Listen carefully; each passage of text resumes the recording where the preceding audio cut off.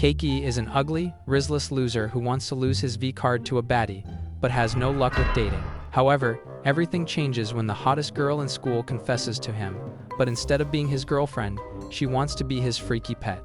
It all starts when Keiki is called to the calligraphy room by the club president, Sayuri, who whines about how messy the club room is, even though she's the one who littered it.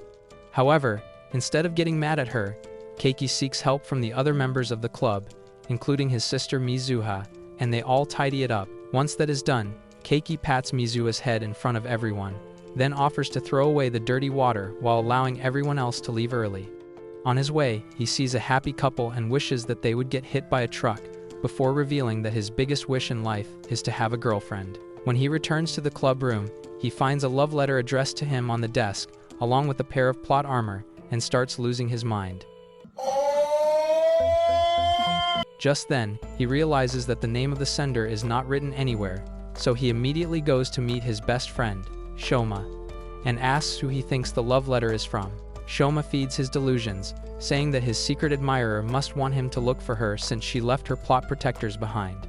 He compares it to Cinderella's glass slipper and reminds Keiki that his Cinderella must be among the club members since he found the letter in the club room. Keiki quickly heads back to the club room, assuming that the culprit would return to the crime scene, only for Sayuri to bump into him on his way. She thanks him for bringing the keys to her before offering to let him nap with her in the club room. Keiki immediately gets flustered and turns her down, to which she laughs and says she really wanted to sleep with him. This interaction makes him wonder if Sayuri is the one who likes him, but he brushes off the thought and heads to the library.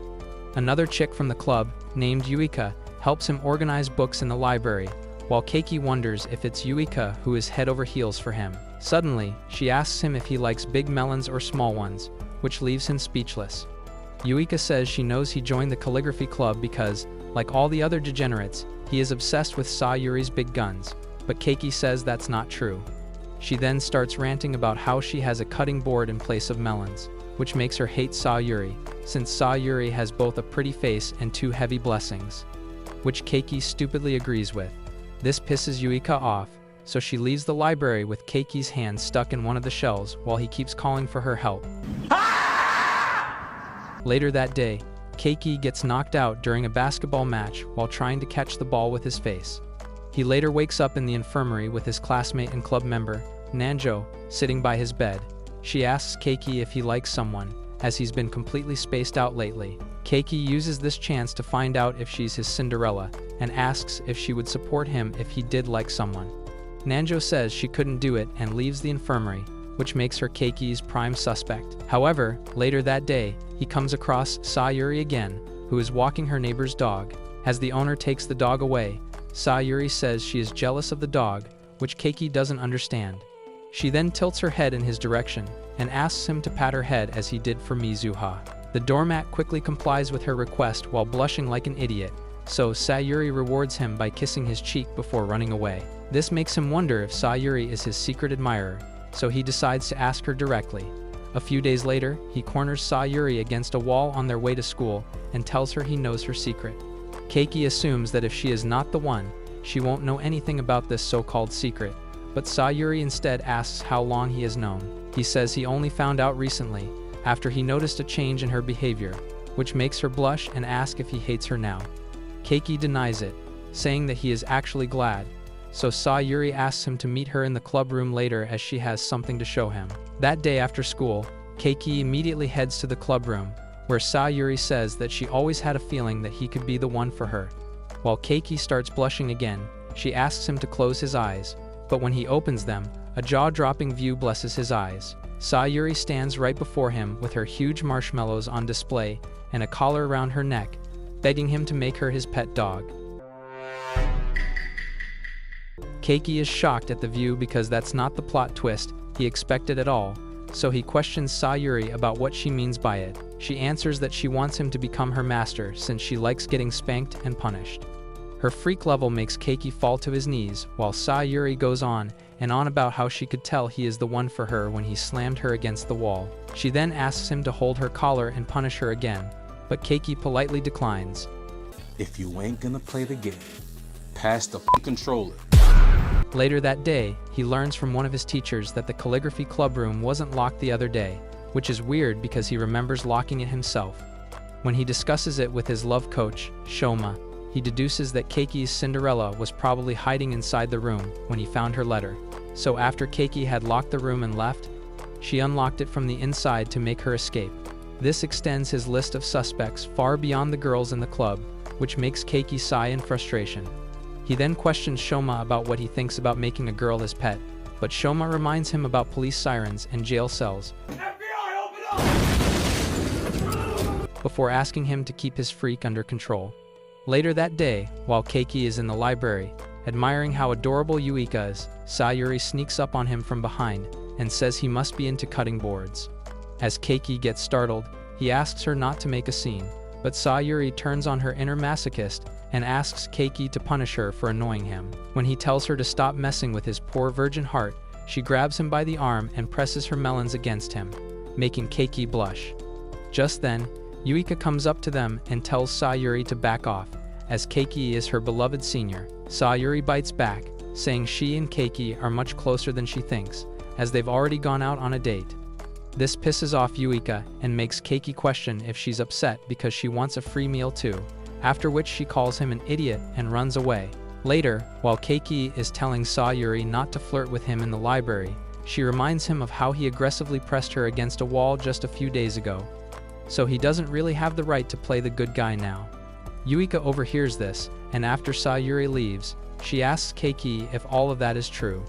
He tries to explain that it's not what she thinks, but eventually gives up and asks what will make her feel less jealous. Yuika perks up and says he should take her out on a date too, and he agrees. That night, while Keiki is engraving the picture of those cheat covers in his mind, wondering if they belong to Yuika, Mizuha walks in on him.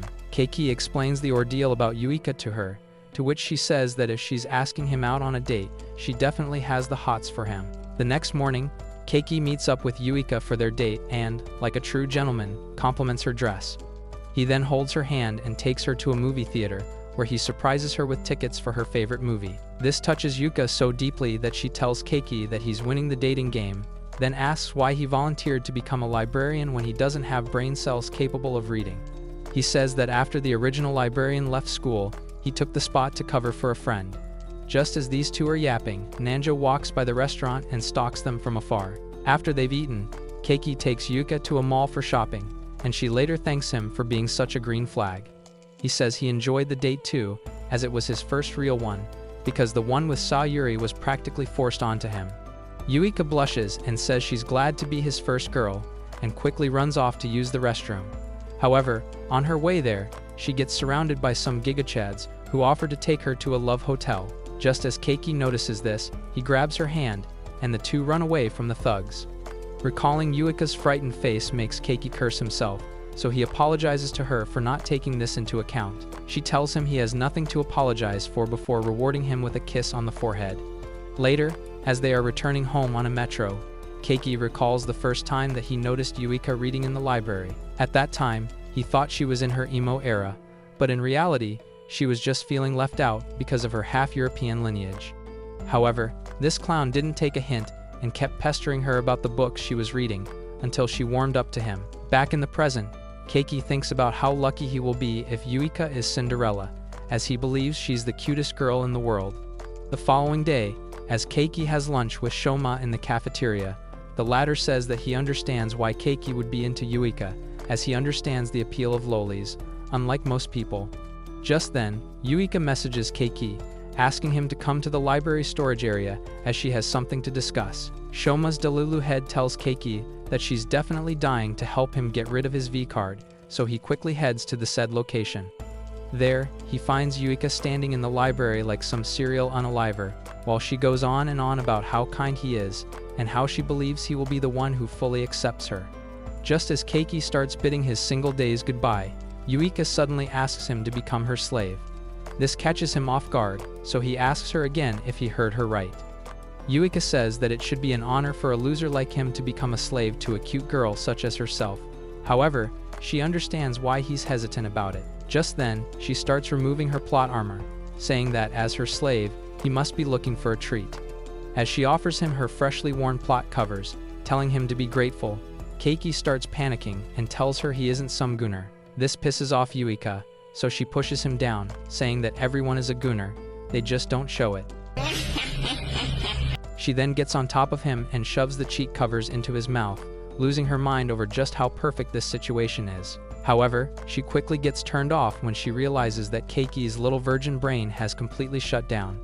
The next morning, he wakes up from a nightmare involving Yuika and her peach protectors, and recalls that after he fainted, Yuika took him to the nurse's office. When asked about what happened to him, she stated that he dramatically fainted from being confessed to for the first time in his life, and even the nurse believed her. At school, while Keiki is getting crushed under the weight of his useless existence, Nanjo walks up to him and asks what's wrong. Just as he's mumbling that it's nothing, he opens his locker and finds another surprise waiting for him, this time a melon protector. He quickly hides it from Nanjo, who wonders why he's having a hysterical attack first thing in the morning, but later finds a letter with Yuika's name. Later that day, he meets up with Yuika and asks what she's trying to achieve by giving away her undergarments for free. She replies that since he took no interest in her cheek covers, she assumed he must be a melon guy, so she left him a little gift. Keiki instantly turns her down before asking if she's wearing her plot protectors underneath her uniform or not. Yuika instantly blushes and hides her cutting board, calling him a cultured guy, before confessing that she is wearing all her undergarments, as she has no intention of giving the other guys a free treat for the eyes. Keiki reminds her how she removed her peach covers right in front of him once, to which she says that he is special to her. While Keiki blushes for a moment, she ruins it by adding that he's the only one she wants to enslave, which makes him instantly lose interest again. Yuika then pulls out a picture book and recites her new favorite romantic comedy to Keiki, which stars a princess who falls in love with a prince. However, after she fails to confess her feelings to him, she orders her soldiers to capture him and locks him up in the basement. The prince initially asks her to let him go, but she doesn't allow her lover to leave. After this, he gets used to being her slave and falls in love with her too. While Keiki wonders about just how many screws she has loose in her head, Yuika says she wants their relationship to become something just like this. Upon hearing this, Keiki quickly gets up and runs for his life. However, when he reaches his locker, he finds something even sus than Yuika's plot armor. It's a picture of him flexing his non-existent abs while sleeping next to Sayuri, who is blessing his skin with her extra-large melons. Keiki realizes it's a threat from her, and quickly runs to the calligraphy club room, where he finds Sayuri dressed in a maid's outfit that barely covers her massive blessings. Unimpressed as ever, Keiki asks her to change back into her uniform instantly, only for Sayuri to turn around and show off her cuffed hands. This time, Keiki doesn't even bother asking about what she's trying to pull and simply requests that she tell him where the keys are. Sayuri blushes and explains that the key fell from her mouth into the safe haven between her melons, before asking him to pull it out. Yes! Yes! Yes! Yes! Yes! Yes! Yes! Keiki refuses and turns around to get help from another girl, but Sayuri cries and says she can't wait anymore as she has to use the toilet.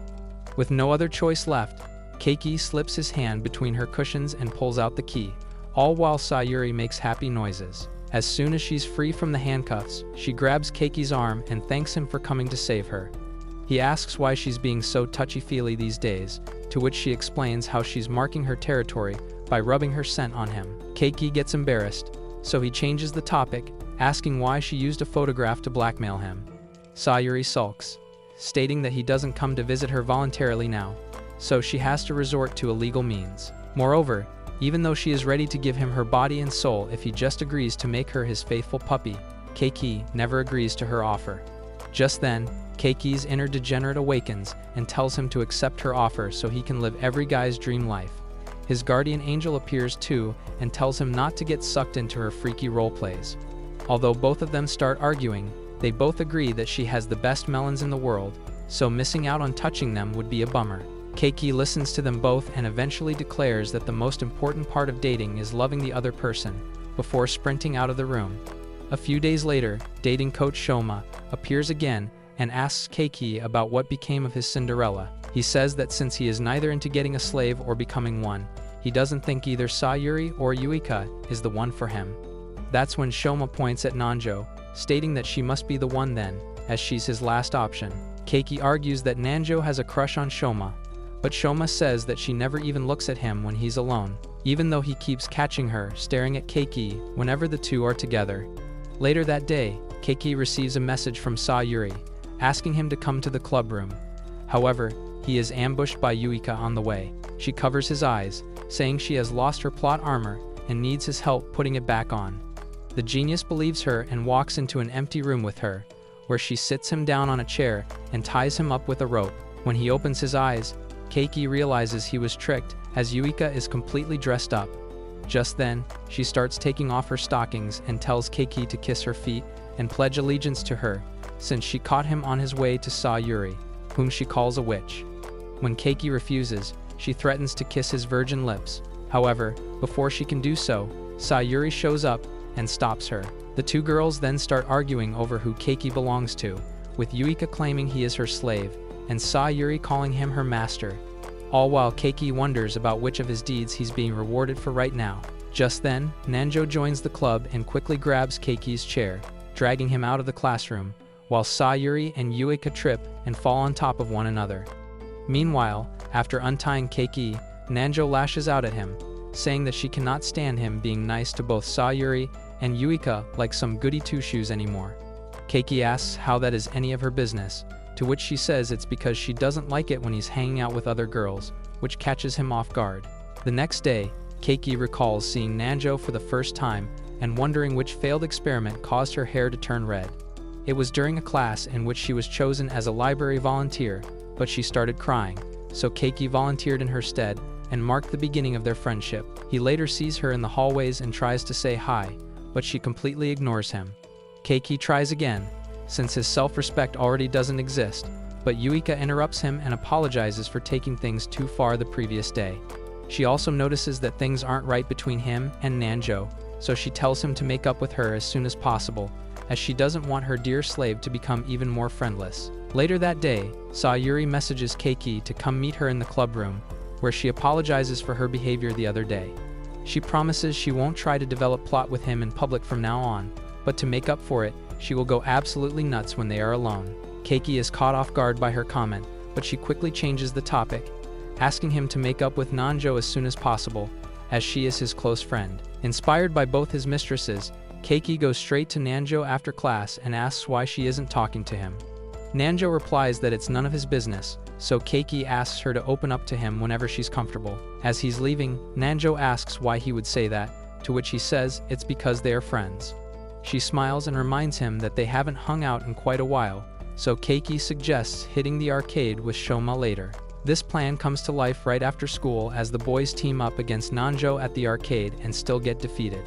This shocks Keiki so much that he almost trips and falls. However, Shoma catches him and presses him against the wall, asking if he's doing okay. Nanjo immediately starts taking pictures of their little bromance moment, but Shoma gets delusional again and asks if she's jealous because he is so close to her beloved Keiki. After Nanjo gives him a weird look, the gang hits a photo booth, and eventually, it becomes late enough for them to leave. Shoma leaves on his bike first, leaving Keiki to develop his budding romance with Nanjo, but she insists on going home by herself. However, Keiki rizzes her up by reminding her she's a girl, so he will drop her off. On their way, Nanjo suddenly stops and says that even though she had fun hanging out as a trio today, she would prefer that they hang out as a couple next time. However, the rain sabotages Keiki's very first love confession, and they are forced to run for cover. After they take shelter, Keiki can't help but stare at Nanjo's drenched uniform. Nanjo gets embarrassed and calls him a degenerate, so he proves her right by saying her melons are bigger than he expected. This pisses her off, so she calls him a gooner who likes it when Sayuri and Yuika throw themselves on him. Keiki says he doesn't exactly enjoy it, but he likes that they are so comfortable with him, which makes Nanjo wonder if he would ever date one of them. He says he does fantasize about dating women, which makes her call him a gooner again.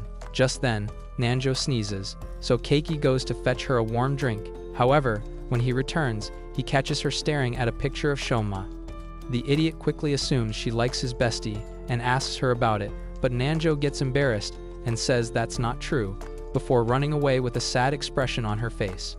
Over the next few days, Keiki keeps wondering if she's actually in love with him, and enters his sad boy era when he believes she isn't. One day, when he returns home from school, he catches Mizuha looking into one of his sus comics, but instead of calling the police, she smiles at how cultured her brother is.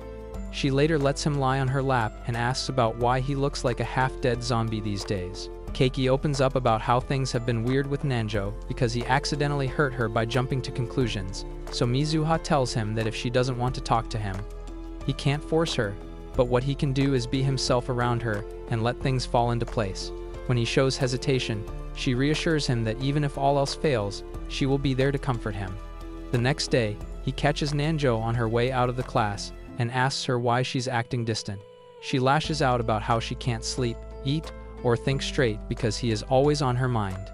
Keiki acts humbly, saying he doesn't understand how he could hurt her by doing literally nothing, but asks if they can become friends again, as he still wants to get to know her better and is willing to do anything to make her forgive him.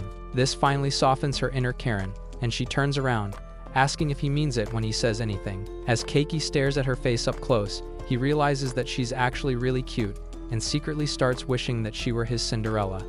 Just then, Nanjo asks him to start dating if he wants to make her happy. However, just as Keiki assumes she's asking him to date her, she tells him to date Shoma.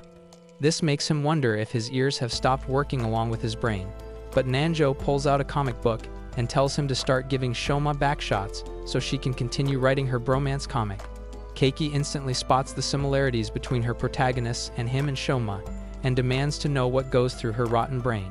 Nanjo shamelessly tells him she's a sucker for a good bromance, so she's making one herself right now, which is obviously inspired by him and Shoma. Keiki immediately asks her to stop turning him into a rainbow flag in her mind, but Nanjo says that she and her entire fandom of girls are waiting for the next volume of her comic, so he will have to make the sacrifice and start dating Shoma for real. When he refuses, Nanjo swears she will do everything in her power to ensure that he never dates a woman in this lifetime. Defeated and tired, Keiki returns to his locker while mentally crossing Nanjo off of his list too, only to find yet another Gunner allegation against him, which makes him scream for his life. He quickly heads to the photography club, where the anonymous blackmailer told him to come, only to come across a small baddie dressed up in shabby clothes. He asks how she got a hold of that picture of him warming up his hands between Sayuri's marshmallows, but the girl starts stuttering and says she had no other way of contacting him. As Keiki notices her blushing face from afar, he realizes that she's actually cute, and at that moment, he wishes that she would be his Cinderella. Just then, the girl starts yapping about how she can't keep her emotions in anymore, and confesses that she is in love. Keiki cannot believe his delusions are true and quickly grabs her hands, asking her to marry him right now. However, the confused girl explains that she is in love with Shoma, not him. As secondhand embarrassment becomes embarrassed of Keiki, he pulls back and accidentally turns on her projector, which reveals the innumerable pictures of Shoma that decorate all of her club room.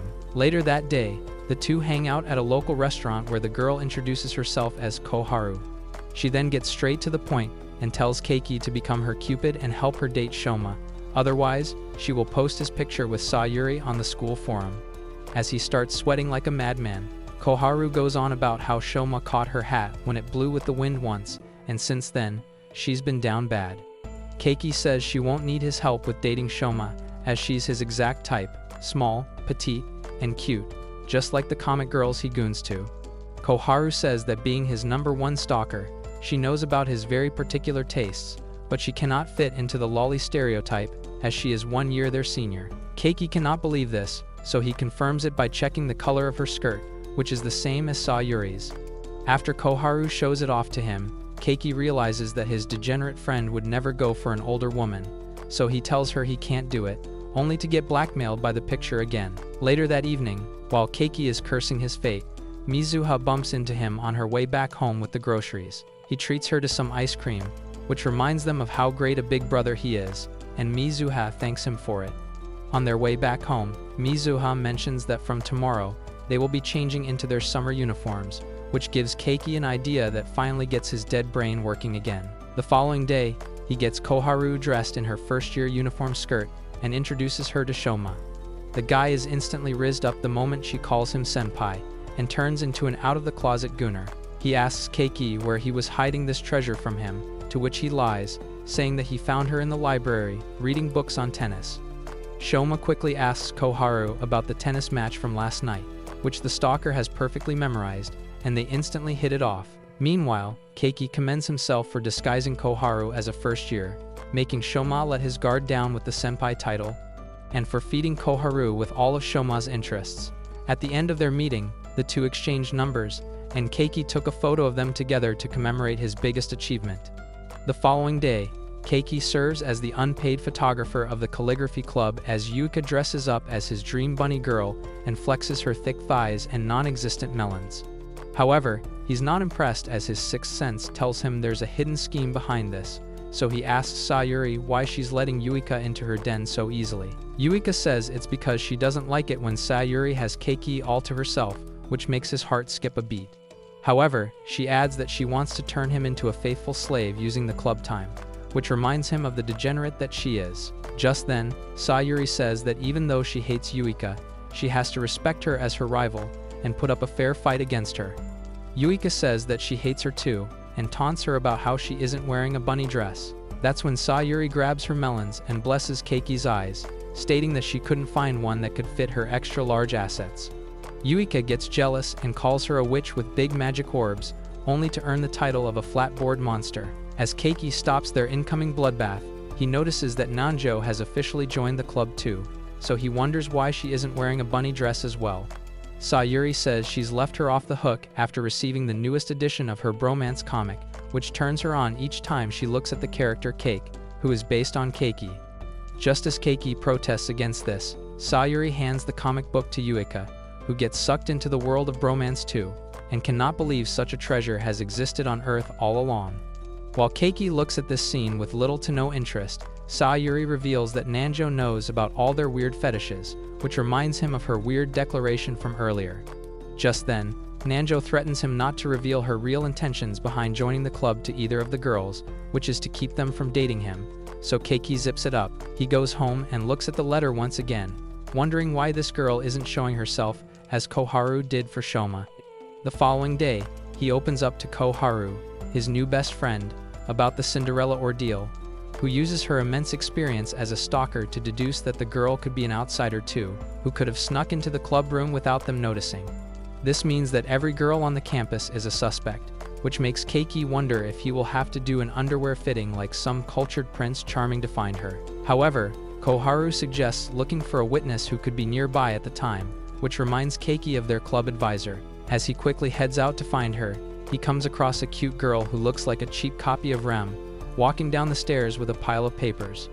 As expected, she slips and falls into Keiki's arms, making him wonder if he has some kind of chick magnet inside him. However, when he asks the girl to get up after making sure she isn't hurt anywhere, the girl hugs him instead, asking that he allow her to cling to him for a bit longer.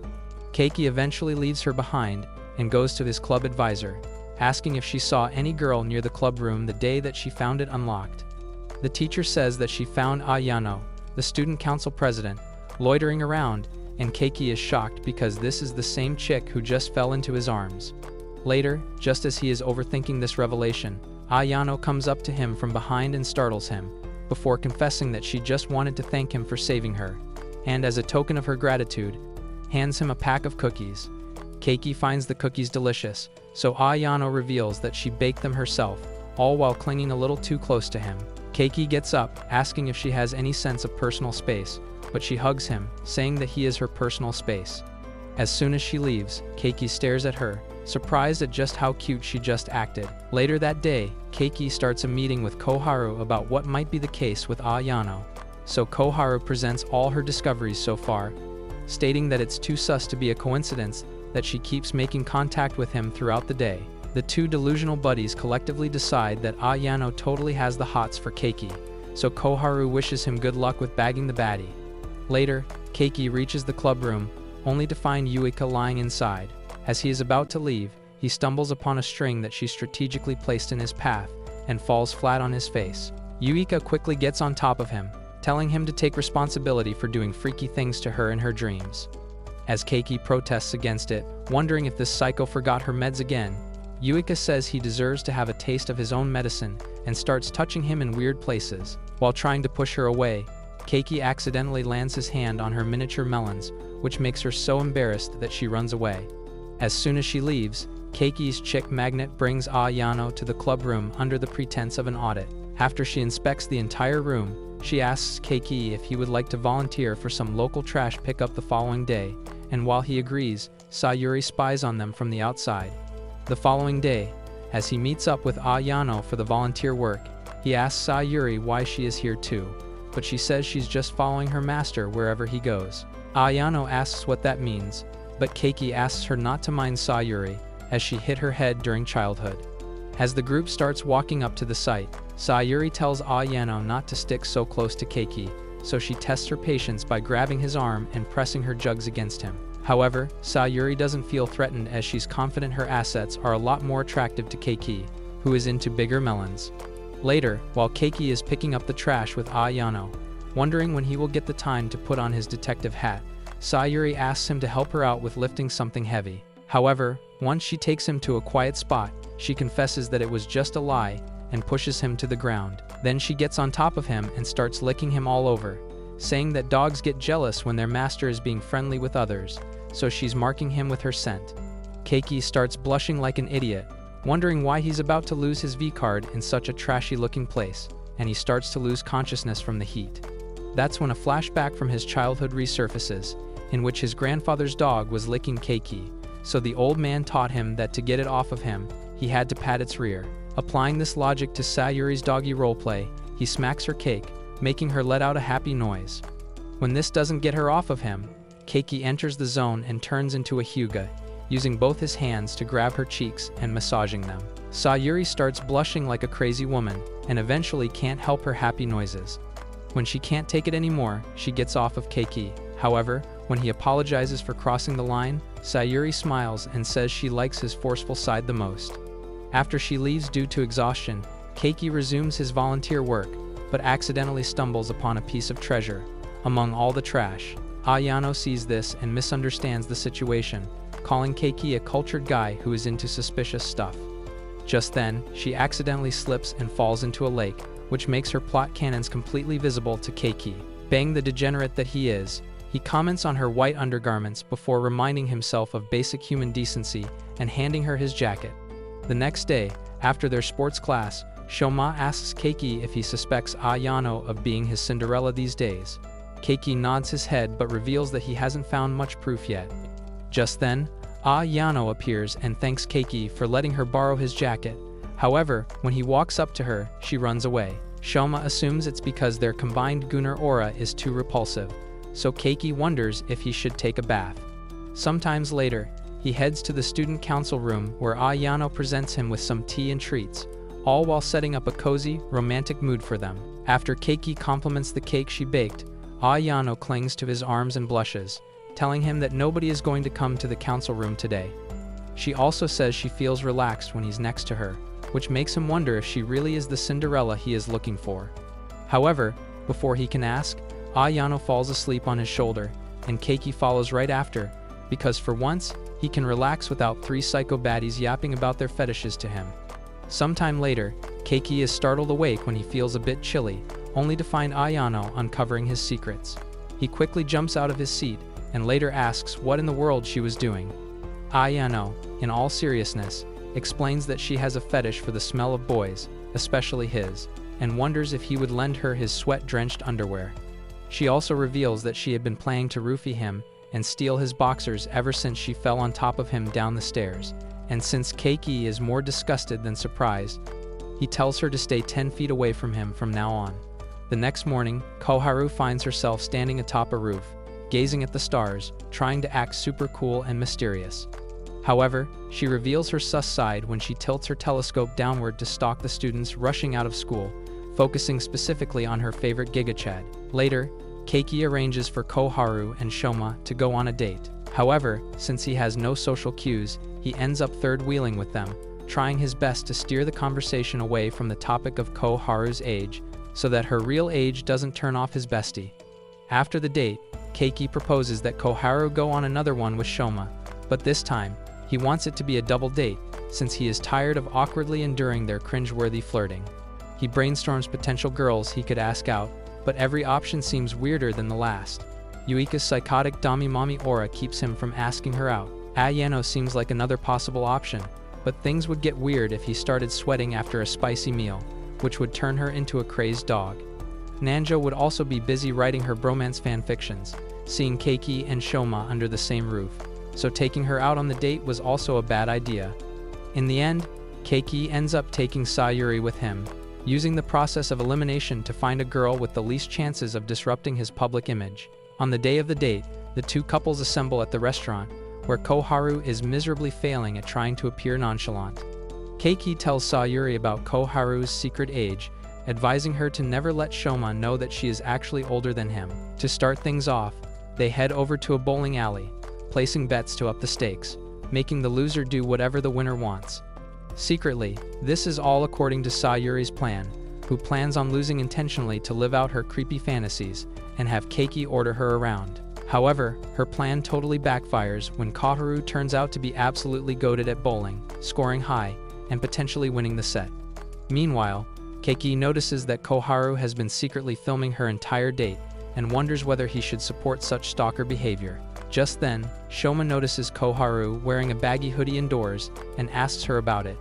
She explains that she does it to hide her small melons, when in reality she wears baggy clothes to appear cute and petite to suit his questionable tastes. The rest of the squad takes turns bowling, trying their best to get high scores. Despite Sayuri's desperate attempts to come last, Shoma turns out to be an even bigger loser, scoring the least out of the four of them. In the end, Koharu ends up winning and orders Shoma to allow her to address him as Shoma-kun. This innocent request nearly gives him a heart attack, and he falls totally in love with this cutie. A few days later, Koharu is busy rewatching the recordings of her previous date when she reveals to Keiki that Shoma has already asked her out on another date, confessing that this is the happiest she has ever been. Keiki realizes that his goal as the cupid has been achieved, so he begs Koharu to delete his embarrassing photo. She reveals that she deleted the photo as soon as Keiki agreed to help her, which brings him a lot of relief. As she is about to leave the room, she tells Keiki that she is wearing pink underneath, which is said to give women confidence to confess to their crushes, and reveals that she will reveal the truth about herself to Shoma today. Later that afternoon, as Shoma is headed home, he finds Koharu waiting for him at the gates. The two head out together and arrive at the same spot where Koharu first met him and unlocked her psychotic level obsession.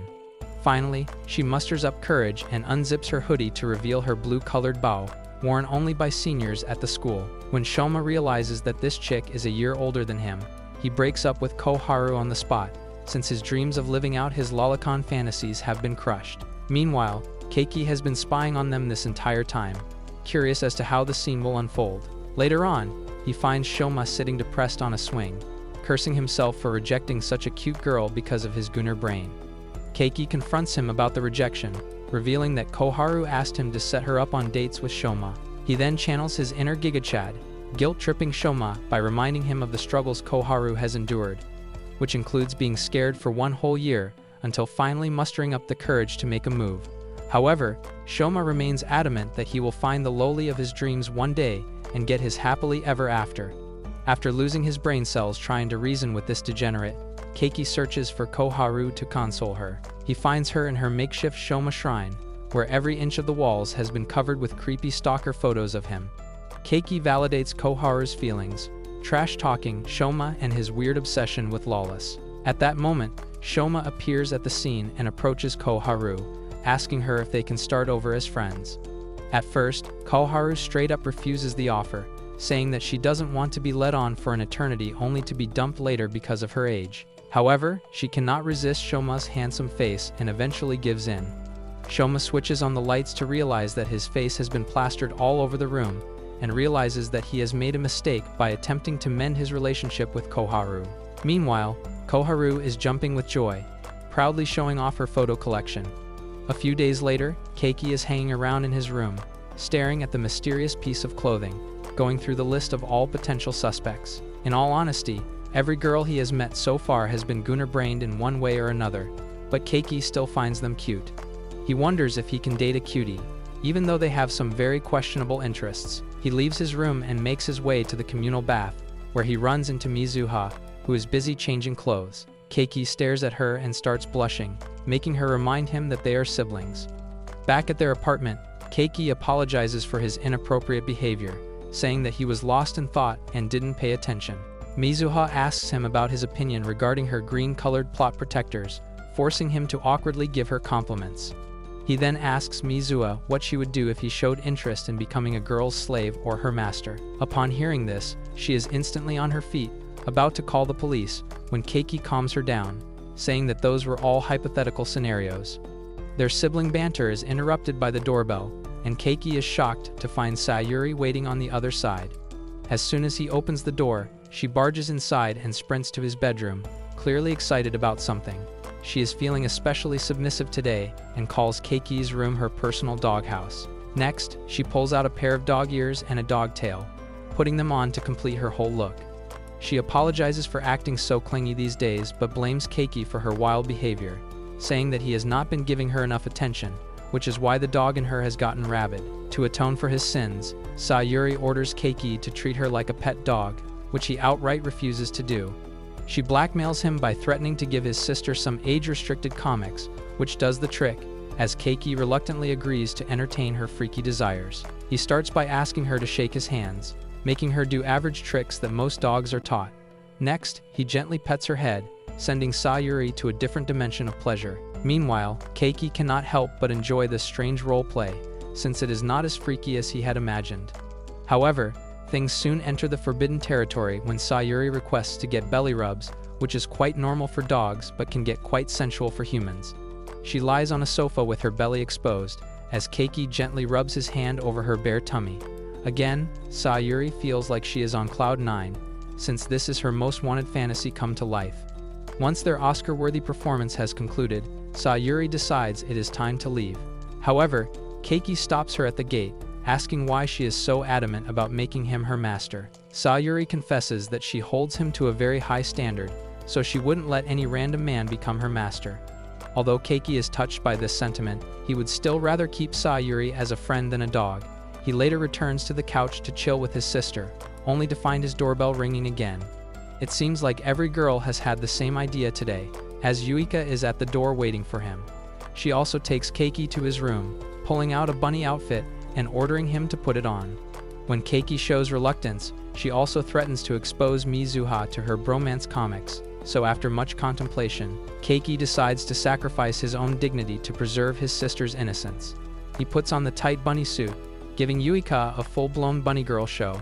She humiliates him, laughing like a maniac until her eyes start tearing up, and stops only after she notices Keiki turning red as a tomato. However, despite this insulting experience, Keiki doesn't hate Yuika, which only encourages her to pursue him and make him a submissive little slave.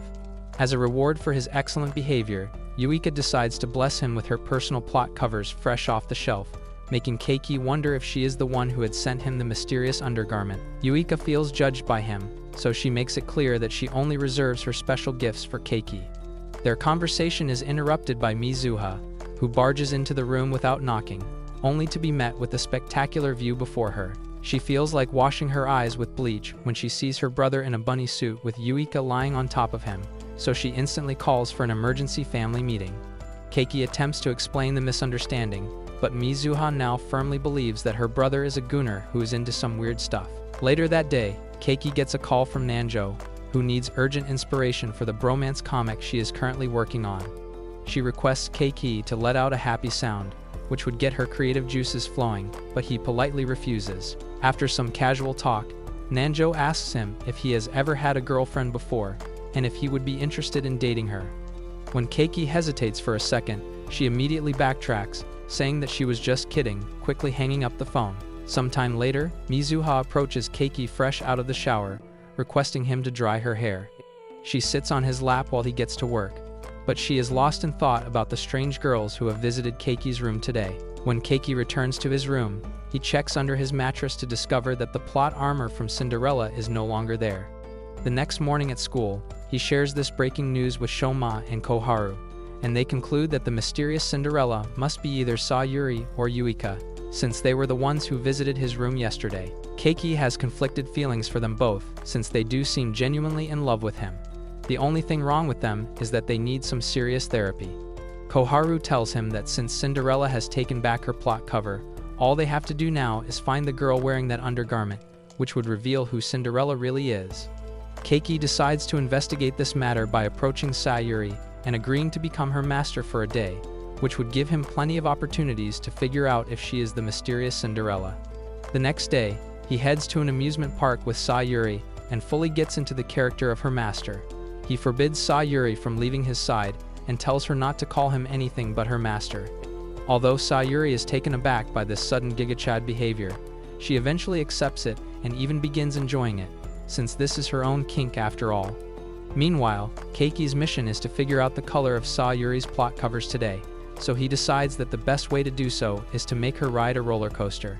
Sayuri seems reluctant to do this, given that she is wearing a short skirt, which makes Keiki wonder why this chick is embarrassed about flashing other people but doesn't mind acting like a pet dog.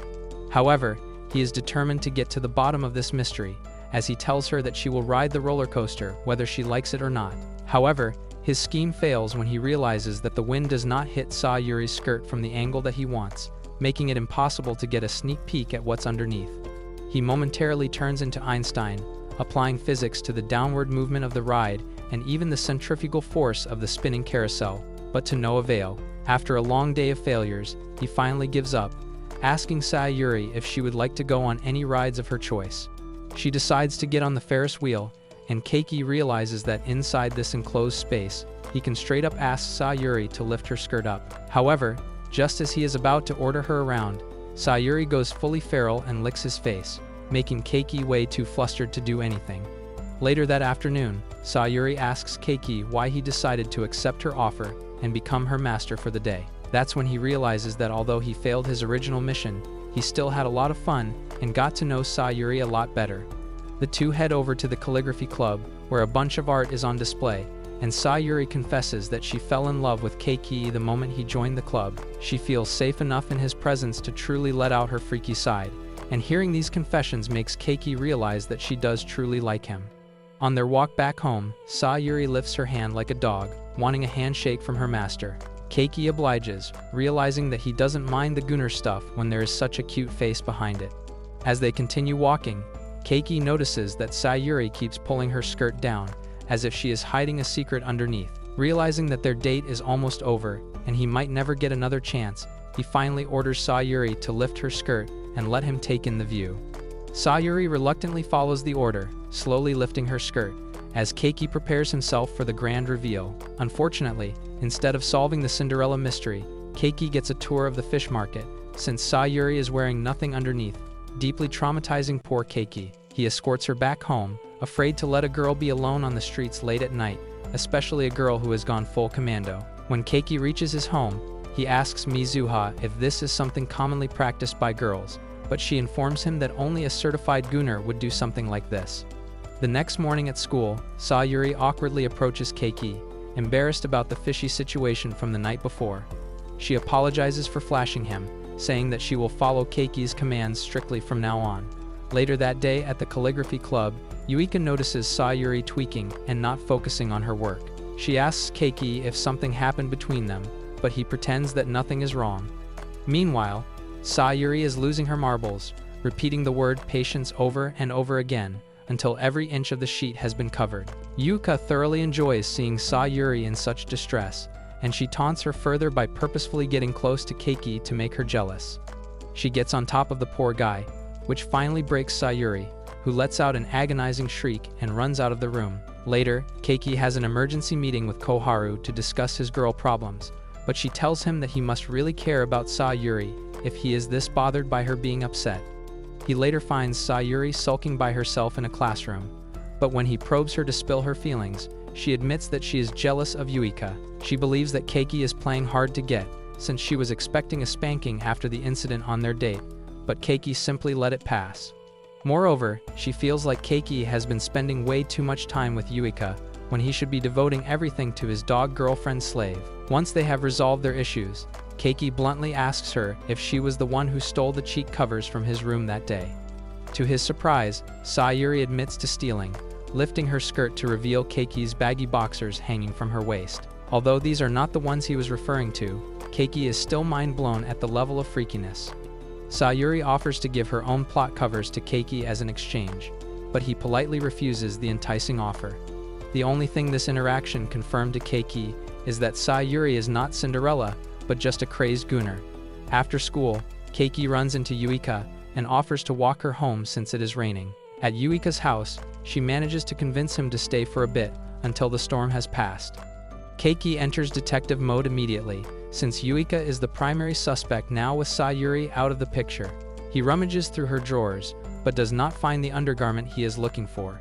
Just then, Yuika catches him red-handed and channels her inner Dami-mami, asking Keiki to become her slave. Knowing that this is the only way to uncover the Cinderella mystery, Keiki obliges, not looking forward to the humiliation that awaits him. The next day at school, Keiki is on the run following Yuika's orders, fulfilling his role as her slave. She starts the day off by asking him to bring her loads of food, and even makes him do her chores.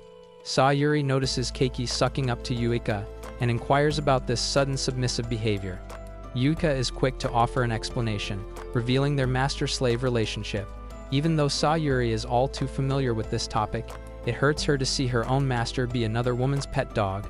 Sayuri defends her honor, saying that Keiki prefers her plot cannons more, recalling the time he had touched her. Yuika feels deeply offended by this comment due to the lack of her own blessings, so she turns to Keiki and asks him if size matters. Keiki answers like a true gigachad, saying that a real man loves melons of all shapes and sizes, but this diplomatic answer does not satisfy the ladies. To further rub salt into Sayuri's fresh wounds, Yuika asks Keiki for a handshake, and he instinctively puts his paw up like a well-trained dog, which totally shatters Sayuri's heart.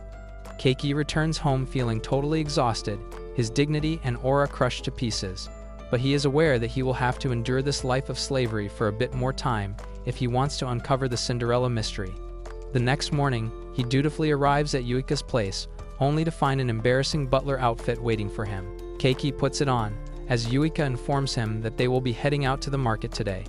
Out on the streets, everyone is pointing and laughing at poor Keiki as he quietly lugs her shopping bags behind her. Meanwhile, Yuika is having the time of her life watching her pet getting red with embarrassment.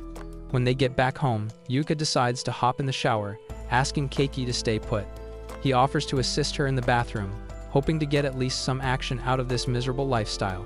But Yuika tells him that he will earn the right to see her in the shower when he acts like a good slave. A few minutes later, Keiki hears a shriek from the shower, and he rushes inside to find a huge spider crawling up on Yuika. He channels his inner Sigma male and jumps at it, crashing into Yuika and hitting all the wrong spots. Back in her room, she punishes Keiki for seeing her unclothed in the shower and makes him beg for forgiveness. Once this humiliation ritual is over, she rests her head on his shoulder, giving him a lore dump of her past, which no one has asked for. She tells him about her lonely childhood, which was spent under the care of her sweet grandmother. When she finally passed away, Yuika felt betrayed that the only person close to her had also left her, which is why she decided to become completely antisocial, avoiding everyone at school. This was until Keiki showed up and gave her attention, so she finally came out of her cocoon and started making friends. Keiki is touched by her emotional monologue, but wonders why he is out here acting like her personal assistant if he means so much to her. Just then, he glances at her bed to find another pair of his boxers lying around, and confronts her about it. She confesses to stealing them from his room, which means that Yuika is not the Cinderella he is looking for. The next morning, it is the last day at school before summer break begins, and everyone is hyped for their vacations. However, Keiki and Shoma are not looking forward to it whatsoever, since this will be another summer without getting laid.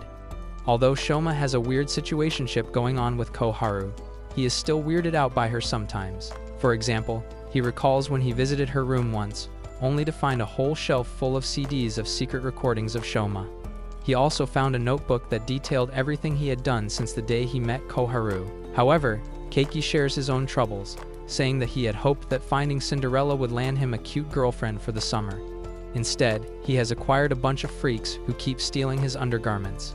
His wish is fulfilled that afternoon, when he runs into Nanjo, and she offers to become his girlfriend. She takes him to a quiet classroom and asks him to sit still as she begins sketching him. Suddenly, she shoots her shot by asking him to take his shirt off, but Keiki requests to keep the sketch family-friendly. The two seem to be bonding really well together, as Keiki even lets out a casual compliment, which makes Nanjo blush. Later, they head to a nearby vending machine, where Nanjo reveals that she has gotten an offer from a company to illustrate a romance manga. Although her expertise lies in the more cultured genre of art, she is willing to give this opportunity a shot. She asks Keiki to share his romantic encounters with girls with her, since she is looking for ideas for her next manga. Unfortunately, Keiki's freaky experience with girls so far does not really fit the theme of an innocent romance manga, so Nanjo decides to take matters into her own hands. She climbs on his lap and almost kisses him, closely studying his reaction. Once she has completed her assignment for the day, she heads out, leaving Keiki flustered. As Keiki is about to leave, he runs into Yano, who seems exhausted after a long day of work. As her reward, she wraps herself around Keiki, sniffing him until she has been fully recharged. Feeling grateful, she hands him a ticket for the swimming pool, which allows up to 5 people, saying that she cannot come, as the smell of so many sweaty men would drive her insane.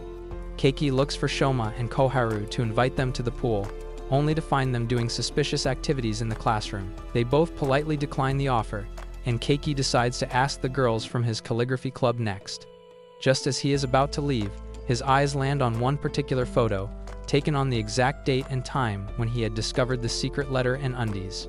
His passion for finding out the identity of Cinderella reignites, and he turns into Sherlock Holmes again. The next day, the squad is ready to head to the pool, excited to kickstart their summer break.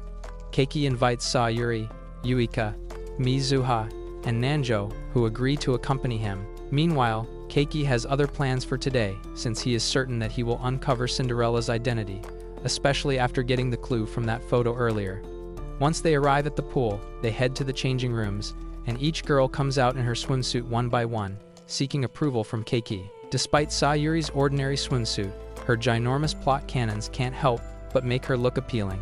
Next up is Nanjo, who has a sketchbook in hand, ready to draw some shirtless guys for her cultured comics. Finally, Yuika and Nanjo come out, and Keiki openly compliments their curves without an ounce of shame. They head to the pool, but before they can even step into the water, the girls start fighting over who gets to play with Keiki first. All of them want a piece of this man, who is in disbelief that these girls are going this feral for someone as mediocre as him. Eventually, the girls decide to settle their beef with a good old-fashioned water gun battle. Yuika wins the duel against Sayuri and gets dibs on Keiki first. She takes him to a water slide and sits on his lap, revealing that she is extremely scared of heights. They slide down together, crashing into the water and splashing everyone around. Meanwhile, Sayuri loses her top while playing around in the wave pool, which causes a moment of panic as Keiki swims around the depths like a creep hunting for the garment. Keiki makes sure that each girl is getting enough attention, as he asks Nanjo about her manga and even holds her hand, making her blush. Keiki separates from the squad to look for his sister next, only to find her chilling in a pool by herself. Mizuha conveniently gets a leg cramp as soon as Keiki arrives, forcing him to carry her out of the pool and on his back. This reminds Mizuha of their childhood days, when a younger Keiki would break his knees trying to carry her. He comments that while he has grown up a lot since then, the only thing about her that has increased is the size of her plot cannons, which make her shoot a water gun beam right at his face. Out of the blue, Mizuha tells her brother that she doesn't have a problem with him liking boys. She reveals that Sayuri gave her some questionable mangas about him and Shoma, which has opened up her eyes to a brand new world of cultured content.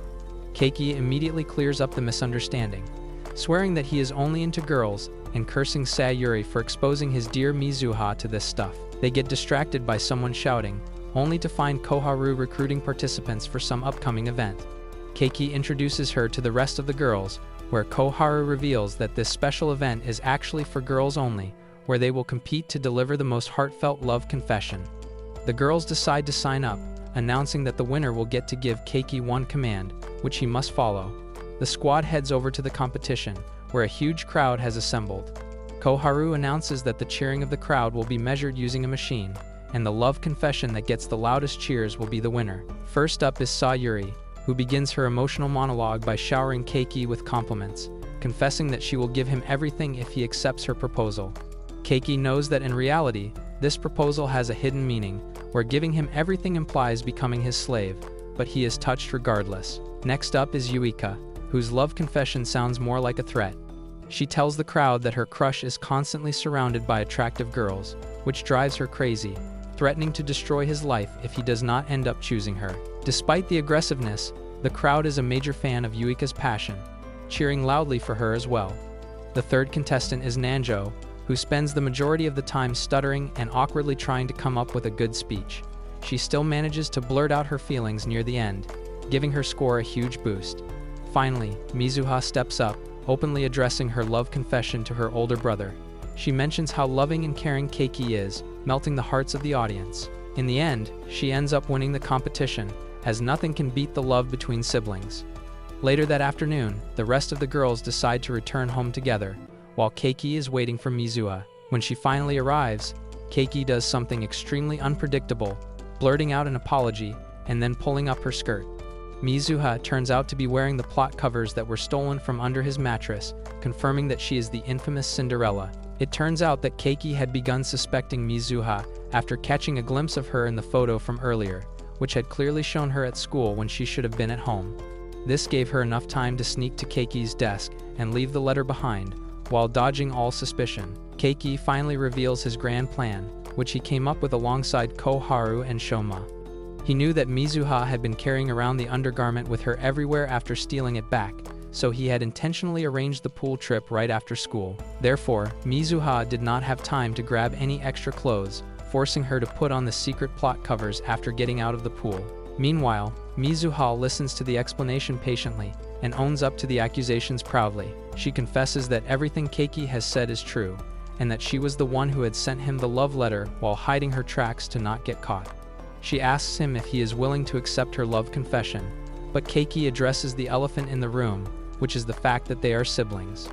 Mizuha takes a few steps forward and apologizes in advance for what she is about to do, as she leans in to kiss him, not dodging the Sweet Home Alabama allegations. She tells him that her feelings for him are not wrong, since they are not real siblings, which comes as a huge shock to Keiki. The next morning, Keiki wakes up to find Sayuri sitting by his couch. As she greets him with a warm smile, Keiki suddenly remembers that he is now married to Sayuri, as they decided to tie the knot soon after their date at the amusement park. Sayuri stares at Keiki with longing eyes, clearly trying to ask for something without uttering the words out loud. Keiki gets the hint instantly and grabs the spiky dog collar, tying it around Sayuri's neck. Being her loving master, he takes his dog out for a casual walk, and they live happily ever after. Except that all of this ends up being a terrible nightmare. As Keiki wakes up drenched in sweat, he thanks the heavens that the nightmare is over, only to find an even bigger problem waiting for him. Mizuha emerges from his side, greeting Keiki and giving him a peck on the lips. Keiki strictly forbids her from being intimate with him in this manner, but Mizuha is adamant about showing affection, lying on top of her brother dearest. In turn, Keiki flips the script and gets on top of Mizuha instead, thinking about every possible moral code and law that he could be potentially breaking right now. When he gets overwhelmed with his indecisiveness, he ends up sprinting out of his house, hoping to run away from his problems. He calls his dad to ask him about the recent revelation, which confirms that Mizuha is, indeed, not related to him by blood. Sometime after, Keiki meets Koharu and Shoma at a restaurant, filling them in about these crazy recent developments. Koharu is disappointed that the storyline of the forbidden sibling romance has come to an end, while Shoma is trying to see the pros and cons of Keiki dating Mizuha. The only con, according to Keiki, is that he still views Mizuha as his little sister, and he can't simply change the way he feels with the flip of a switch. Koharu encourages him to accept Mizuha's proposal, saying that they will make the cutest couple. However, Keiki is not ready to make any hasty decisions, as he needs to figure out where he will be staying for the next few days, since he doesn't plan on returning home anytime soon. Shoma tells him that he already has guests over, so he can't host him. Meanwhile, Koharu welcomes him with open arms, and perhaps her arms are way too open, making Shoma extremely jealous. In the end, he remains homeless, as he is busy sulking outside on a bench. He is approached by Nanjo, who has just pulled an all-nighter, surely working on some cultured storylines. She offers him some food, which he inhales in an instant. When Nanjo learns that Keiki is having issues with his stepsis, she tells him that Mizuha is actually quite popular amongst the boys, who are constantly trying to date her. However, for some strange reason, Mizuha has never gone out with a guy, almost as if she is secretly in love with someone. She leaves soon after, wondering why she is helping him sort out his girl problems after her bold confessions, but she feels at peace knowing that she is helping him in some way. Meanwhile, Mizuha is at home, restless, wondering when Keiki will return. Ever since she was adopted, she had always seen Keiki as another boy, making her develop romantic feelings for him. However, Keiki was never informed about this adoption, so he led his life believing that she was his blood sister. It soon starts raining heavily outside, and Keiki is caught in the storm, getting sick as he wanders around getting drenched. He eventually ends up back at his house, where he crashes on the floor, burning with a fever. Mizuha is highly concerned about his health, as she quickly gets to work, fetching medicines and cooking warm food for him. When Keiki returns to his senses, he finds Sayuri by his side, who rushed to his place the second she learned of his sickness. She gets into bed with him, climbing on top of him to keep him warm, while Keiki half-heartedly protests, not really wanting her to leave. Once again, Mizuha barges inside, a bowl of hot porridge in her hand, disappointed but not surprised to find Keiki in bed with another woman. Soon after, Yuika arrives at the house, bringing in a pile of inappropriate comics to keep Keiki entertained during his sickness. She is jealous when she finds Sayuri already dozing off in Keiki's bed, and she practically drags her out and flings her out. The girls start fighting, and Keiki has to practically tear them off of each other, giving each woman an arm of his to calm them down. When Mizuha enters the room again, she feels as if the women inside are multiplying every time she takes a peek in. She pries both of them off of Keiki, urging them to let him rest and recover. Keiki drifts in and out of sleep that night, thoughts of all of his girlfriends consuming his thoughts. Suddenly, he has a flashback of his childhood, when his parents had brought in Mizuha, but somehow Keiki had suppressed this memory and imagined her to be his sister since the very beginning. He wakes up in the middle of the night to use the restroom, only to run into Mizuha yet again, who is censored from head to toe. Keiki is too tired to act shocked, so he just lies by the door, while Mizuha talks to him from the other side. She promises not to push his boundaries anymore and is willing to wait for him to come to terms with their relationship. Keiki asks when she started liking him, and she replies that she fell for him the moment they met the first time. Back then, Mizuha was scared and had recently lost her real parents, so hearing Keiki promise that he would always be her elder brother had given her tremendous amounts of relief. Hearing this, Keiki makes up his mind to continue playing the role of her brother, even if they are not blood related. A few days later, Keiki recovers from his sickness, and soon enough, the summer break comes to an end. He and his friends continue living out their ordinary lives, and he stays maidenless this year as well. However, the strange relationship between Keiki and Mizuha has not come to an end. She remembers that she is still allowed to make Keiki follow one order of hers, since she won the confession competition, so she asks him to go on a date with her, not as a brother, but as a boyfriend. And this time around, Keiki obliges, even feeling excited about the future. This brings us to the end of Keiki's whirlwind romances.